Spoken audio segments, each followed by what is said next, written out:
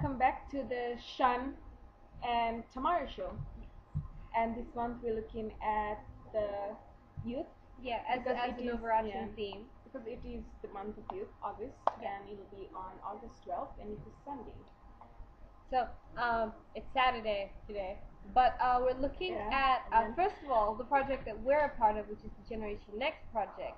And Generation Next project is a project that brings together young women and gives them hands-on experience with both producing and broadcasting for radio. So, yeah, we're part of the radio project, and it's lots and lots of fun. Yes, and also Generation X is also giving us young women that safe space where we get to come and make productions, and the productions are drawn out of the issues or international themes that we feel is our best area of interest. Yeah.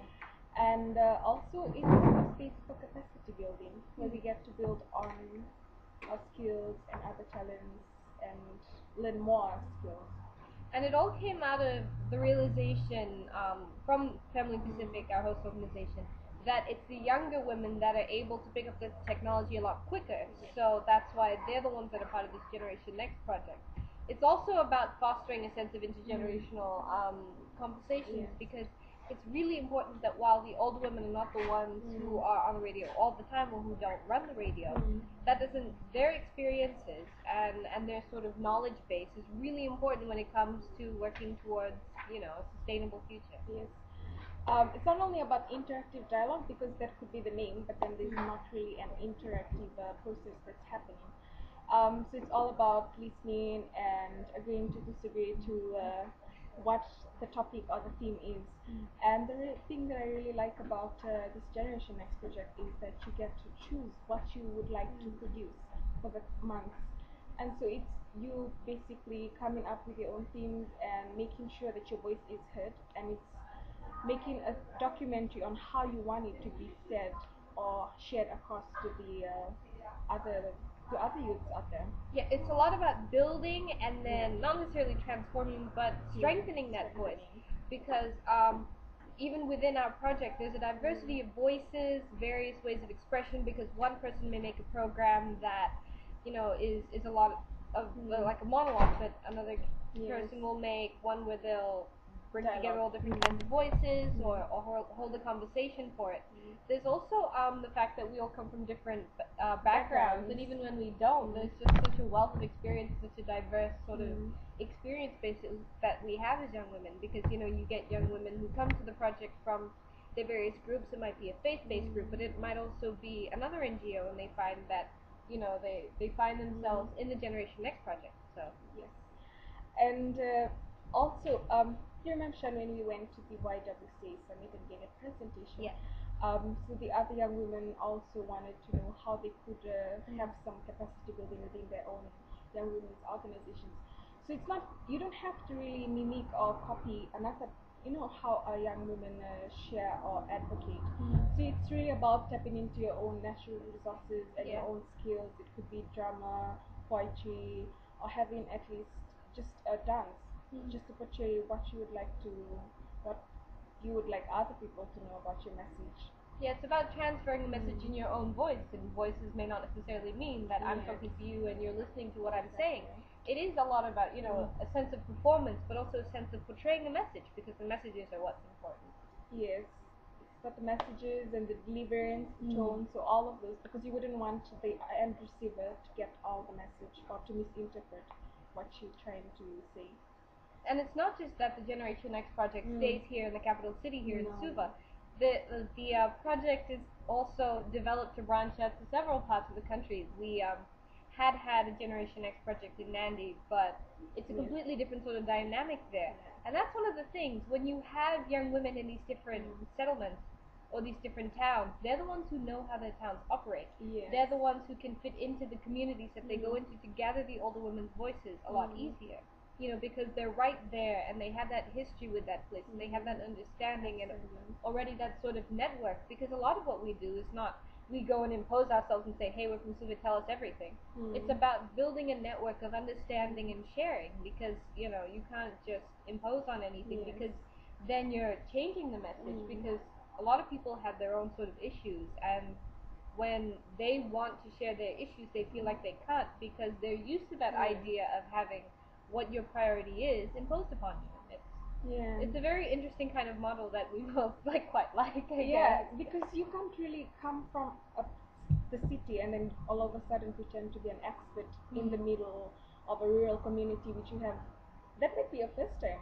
Yeah. So it's like making use of those and capacity building, strengthening other young women in that community to carry out the work, and also that's also building the skills.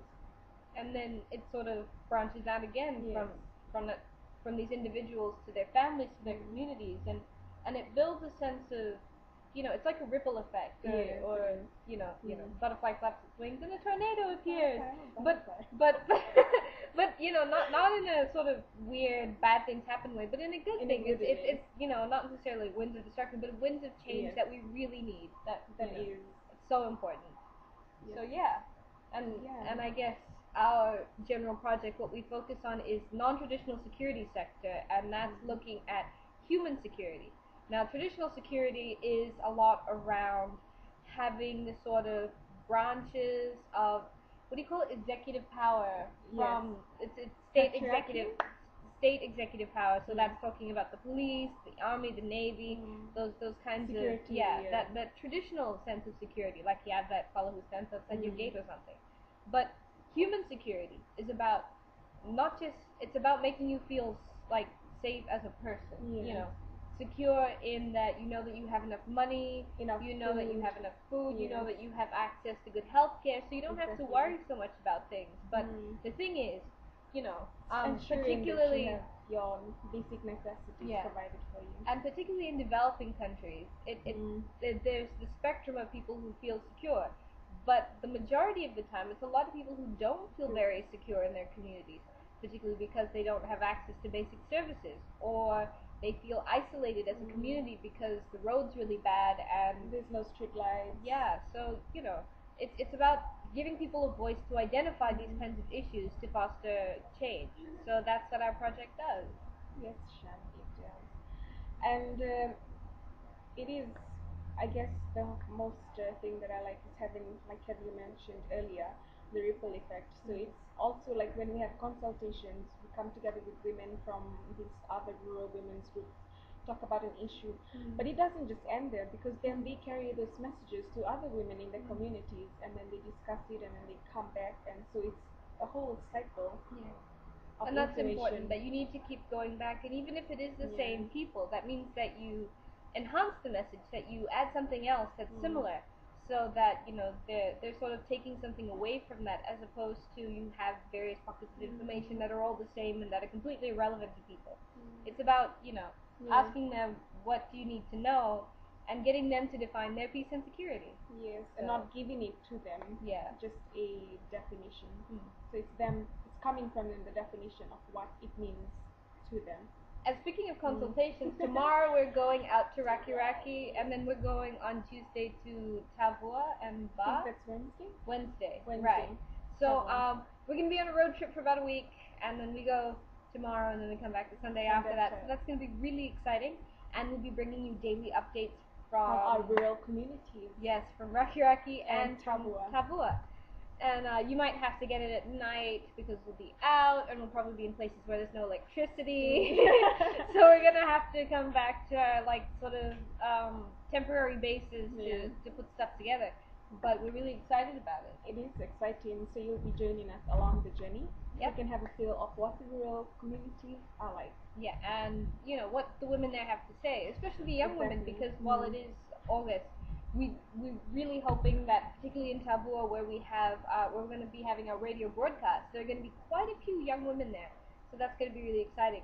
Not to mention that later on today, I have some high school kids coming to learn about the non-traditional security sector and human security, but they're particularly interested in how to make sure that girls stay in school.